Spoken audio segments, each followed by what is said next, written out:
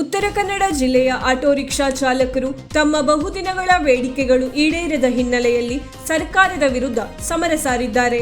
ಎಷ್ಟೇ ಮನವಿ ಸಲ್ಲಿಸಿದರೂ ಸ್ಪಂದಿಸದ ಅಧಿಕಾರಿಗಳ ನಡೆಗೆ ಬೇಸತ್ತು ಇದೇ ಜನವರಿ 30 ಶುಕ್ರವಾರದಂದು ಕಾರವಾರದ ಜಿಲ್ಲಾಧಿಕಾರಿ ಕಚೇರಿ ಎದುರು ರಕ್ತದಲ್ಲಿ ಪತ್ರ ಬರೆದು ಬೃಹತ್ ಪ್ರತಿಭಟನೆ ನಡೆಸಲು ನಿರ್ಧರಿಸಿದ್ದಾಗಿ ಜಿಲ್ಲಾಧಿಕಾರಿಗಳಿಗೆ ಮನವಿ ಸಲ್ಲಿಸಿದ್ದಾರೆ.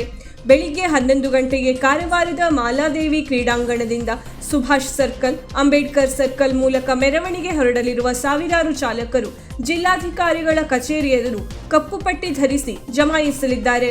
ಅಲ್ಲದೆ ತಮ್ಮ ಬೇಡಿಕೆಗಳನ್ನು ರಕ್ತದಲ್ಲಿ ಬರೆದು ರಾಜ್ಯ ಹಾಗೂ ಕೇಂದ್ರ ಸರ್ಕಾರಕ್ಕೆ ಸಲ್ಲಿಸುವ ಮೂಲಕ ವಿನೂತನ ಹಾಗೂ ಕ್ರಾಂತಿಕಾರಿ ಪತ್ರ ಚಳುವಳಿ ನಡೆಸಲು ಸಜ್ಜಾಗಿದ್ದಾರೆ ಎಂದು ಉತ್ತರ ಕನ್ನಡ ಜಿಲ್ಲಾ ಆಟೋ ಚಾಲಕರ ಸಂಘ ಮನವಿಯಲ್ಲಿ ಎಚ್ಚರಿಸಿದೆ. ಜಿಲ್ಲೆಯಲ್ಲಿ ಪ್ರಸ್ತುತ ಜನಸಂಖ್ಯೆಗಿಂತಲೂ ಹೆಚ್ಚಿನ ಪ್ರಮಾಣದಲ್ಲಿ ಅಂದರೆ ಸುಮಾರು 7,000ಕ್ಕೂ ಅಧಿಕ ಆಟೋಗಳಿವೆ. ಇದರಿಂದ ನಿಲ್ದಾಣಗಳಲ್ಲಿ ಸ್ಥಳಾವಕಾಶದ ಕೊರತೆ ಉಂಟಾಗಿದ್ದು ಟ್ರಾಫಿಕ್ ಸಮಸ್ಯೆ ಬಿಗಡಾಯಿಸಿದೆ.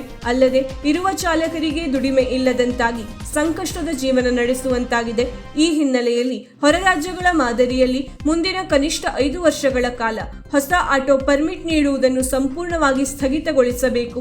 ಒಬ್ಬ ವ್ಯಕ್ತಿ 2ಕ್ಕಿಂತ ಹೆಚ್ಚು ಪರ್ಮಿಟ್ ಹೊಂದಿದ್ದರೆ ಕ್ರಮ ಕೈಗೊಳ್ಳಬೇಕು ಮತ್ತು ಪರ್ಮಿಟ್ ನೀಡುವಾಗ ಸ್ಥಳೀಯ ಸಂಸ್ಥೆಗಳ ಅನುಮತಿ ಕಡ್ಡಾಯಗೊಳಿಸಬೇಕು ಎಂಬುದು ಚಾಲಕರ ಪ್ರಮುಖ ಆಗ್ರಹವಾಗಿದೆ. ಪ್ರಸ್ತುತ ನಗರಗಳಲ್ಲಿ 7 ಕಿಲೋಮೀಟರ್ ಮತ್ತು ಗ್ರಾಮೀಣ ಭಾಗದಲ್ಲಿ 3 ಕಿಲೋಮೀಟರ್ ಸಂಚಾರಕ್ಕೆ ಮಾತ್ರ ಪರ್ಮಿಟ್ ಅವಕಾಶವಿದೆ. ಆದರೆ ಜಿಲ್ಲೆಯ ಭೌಗೋಳಿಕ ಸನ್ನಿವೇಶದಲ್ಲಿ ಆಟೋ ನವೀಕರಣ, ಶೋರೂಮ್ ಅಥವಾ ಆರ್ಟಿಒ ಕಚೇರಿಗೆ ತೆರಳಲು ಚಾಲಕರು 20ರಿಂದ 100 ಕಿಲೋಮೀಟರ್ ದೂರ ಕ್ರಮಿಸಬೇಕಾಗುತ್ತದೆ. ಈ ವೇಳೆ ಏನಾದರೂ ಅವಘಡ ಸಂಭವಿಸಿದರೆ ವಿಮೆ ಸಿಗದೆ ಚಾಲಕರು ಸಂಕಷ್ಟಕ್ಕೆ ಸಿಲುಕುತ್ತಿದ್ದಾರೆ. ಆದ್ದರಿಂದ ಪರ್ಮಿಟ್ ವ್ಯಾಪ್ತಿಯನ್ನು ಕನಿಷ್ಠ 50 ಕಿಲೋಮೀಟರ್ ವರೆಗೆ ಹೆಚ್ಚಿಸಬೇಕು ಎಂದು ಸಂಘ ಒತ್ತಾಯಿಸಿದೆ. ಜಿಲ್ಲೆಯ ಪ್ರವಾಸಿ ತಾಣಗಳಾದ ಗೋಕರ್ಣ, ದಾಂಡೇಲಿ ಸೇರಿದಂತೆ ಹಲವು ಕಡೆಗಳಲ್ಲಿ ಬಾಡಿಗೆ ಬೈಕ್ಗಳ ಹಾವಳಿ ಮಿತಿ ಮೀರಿದೆ. ಇದರಿಂದ ಅಧಿಕೃತ ಆಟೋ ಚಾಲಕರ ಹೊಟ್ಟೆಯ ಮೇಲೆ ಹೊಡೆದಂತಾಗಿದೆ. ಪ್ರಯಾಣಿಕರ ಸುರಕ್ಷತೆ ದೃಷ್ಟಿಯಿಂದ ಹಾಗೂ ಆಟೋ ಚಾಲಕರ ಹಿತಾಸಕ್ತಿ ಕಾಪಾಡಲು ಓಲಾ, ಉಬರ್ ಹಾಗೂ ರ್ಯಾಪಿಡೋ ಬೈಕ್ ಟ್ಯಾಕ್ಸಿಗಳಿಗೆ ನೀಡಲಾದ ಅನುಮತಿಯನ್ನು ತಕ್ಷಣವೇ ಹಿಂಪಡೆಯಬೇಕು ಎಂದು ಆಗ್ರಹಿಸಲಾಗಿದೆ.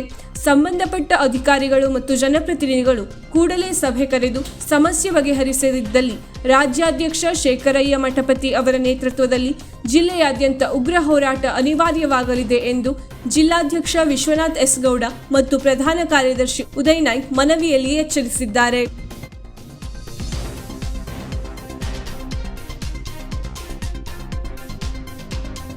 ವೀಕ್ಷಕ ಮಹಾಪ್ರಭುಗಳೇ, ನಮ್ಮ ಚಾನೆಲ್ ಅನ್ನು ಸಬ್ಸ್ಕ್ರೈಬ್ ಮಾಡಿ, ಶೇರ್ ಮಾಡಿ, ಪ್ರೋತ್ಸಾಹಿಸಿ.